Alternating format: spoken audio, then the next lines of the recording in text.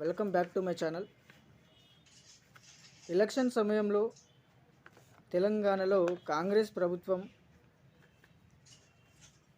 ఆంధ్రప్రదేశ్లో ఉన్నటువంటి మాదిరిగానే తెలంగాణలో కూడా వాలంటీర్ వ్యవస్థను తీసుకొని వస్తామని చెప్పేసి ఆ సమయంలో పిసిసి అధ్యక్షులుగా ఉన్నటువంటి రేవంత్ రెడ్డి గారు చెప్పడం అనేది జరిగింది. అయితే దీనిపైన సన్నాహాలు చేస్తున్నట్టు ప్రభుత్వము నిన్నటి వార్తలు ఇవ్వడం అనేది జరిగింది. అయితే ఈ వాలంటీర్ వ్యవస్థ తీసుకొని రావడం వలన ప్రతి ఇంటింటికి సంక్షేమ పథకాలు అందుతాయి. 6 గ్యారంటీలు అన్ని కుటుంబాలకు అందేటువంటి అవకాశం ఉంటుంది. తొందరగా వారి సమస్యలను తెలుసుకునే అవకాశం ఉంటుంది.